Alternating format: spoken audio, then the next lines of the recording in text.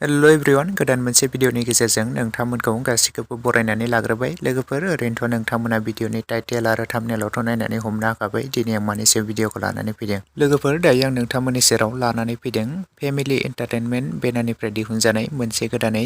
बिथां Jayanta बसुमतारीनि story script आरो direction होनायाव दिहुनजानाय मोनसे गोदानै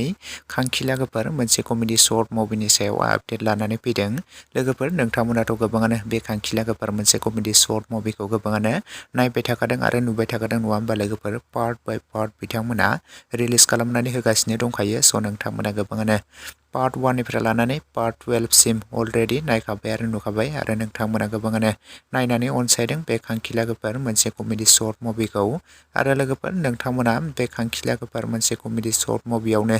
जों गाहायै फाव खालामनायखौ नुनो मोनखादों जयन्त बसुमतारी, प्रिया बसुमतारी, फैलाव बसुमतारी आरो रैसु प्रेक्टिकेल बसुमतारी लोगोफोर बे खांखिला गोफार मोनसे कमेडि शर्ट मुभिखौथ' नोंथांमोना गोबाङानो पार्ट 12 सिम अलरेडि नायखाबाय आरो नुखाबाय आरो बिथांमोना बेनि पार्ट 13 खौ दायो लाबोबावनो नागिरदों बिथांमोना थाबैनो बेनि पार्ट 13 खौ रिलिज खालामनानै होगोन स' बिथांमोननि शुटिंआ दायो बे पार्ट 13 नि शुटिंआ दायो सोलिगासिनो दङ लोगोफोर साननैसोनि उनावनो बिथांमोना थाबैनो बेनि पार्ट 13 खौ रिलिज खालामनानै होसिगोन लोगोफोर स' नोंथांमोना बयबो नायनो थाखाय नेनानै थाथ'दो आरो सोर दानिफ्रायनो नायनो एक्साइटेड बयबो कमेन्टनि गेजेरजों फोरमायहरखादो लोगोफोर बेनि पार्ट 13 थाबैनो रिलिज जागोन स' नोंथांमोना बयबो नायनो थाखाय नेनानै थाथ'दो आरो बिथांमोना बेबायदिनो पार्ट बाय पार्ट बिथांमोना रिलिज खालामलांबाय थागोन स' नोंथांमोना बयबो नायनो थाखाय रेडि जानानै थाखादो आरो लोगोफोर सोर नोंथांमोना बे मोनसे कमेडि शर्ट मुभिखौ नायनो मोजां मोनो बयबो कमेन्टनि गेजेरजों फोरमायहरदो लोगोफोर लोगोसेनो दिनैनि